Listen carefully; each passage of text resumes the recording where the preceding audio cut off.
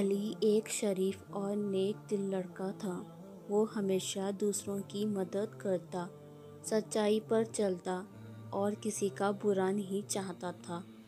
اس کا سب سے اچھا دوست بلال اس کے ساتھ ہر وقت رہتا تھا۔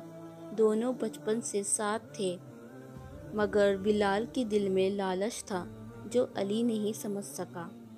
ایک دن علی نے چھوٹی سی دکان کا بزنس بڑا کرنے کا سوچا۔ اس نے اپنی پوری جمع پونجی اکٹھا کی اور بلال کو اپنا بزنس پارٹنر بنا لیا۔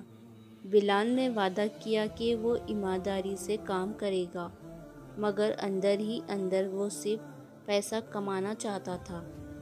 جب بزنس چلنے لگا، بلال نے دھیرے دھیرے علی کو دھوکہ دینا شروع کر دیا۔ وہ منافع چھپانے لگا، جھوٹی رپورٹ بناتا اور پیسے اپنے جیب میں ڈالتا۔ کچھ مہینوں بعد علی کو معلوم ہوا کہ اس کا بزنس نقصان میں جا رہا ہے، مگر سمجھ نہیں پایا کہ ایسا کیوں ہو رہا ہے۔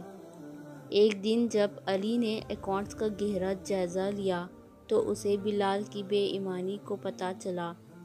علی کے لیے یہ بہت دکھ کی بات تھی کہ جس دوست پر اس نے بھروسہ کیا اسی نے اسے دھوکہ دیا، لیکن اس نے جذباتی ہونے کے بجائے سمجھداری سے کام لیا۔ علی نے ثبوت اکٹھا کیا اور بلال کا سامنا کیا۔ پہلے تو بلال نے جھوٹ بولا، مگر جب ثبوت سامنے آیا تو وہ شرمندہ ہو گیا۔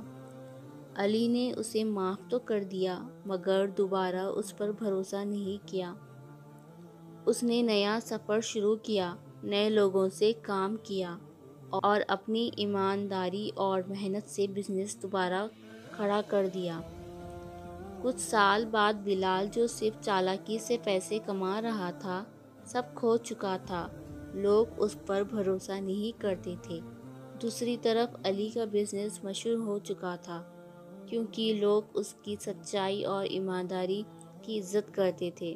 یہ ہمیں بات سکھاتی ہے کہ ہر شخص جو دوست بنتا ہے ضروری نہیں کہ وہ سچا ہو۔ ایمانداری ہمیشہ جیتتی ہے اور دھوکہ دینے والے کا انجام برا ہوتا ہے۔ کسی پر بھی اندھا بھروسہ نہیں کرنا چاہیے، ہمیشہ ہوشیاری سے فیصلہ لینا چاہیے۔ اگر کوئی دھوکہ دے تو غمگین ہونے کے بجائے عقل مندی سے نیا راستہ ڈھونڈنا چاہیے۔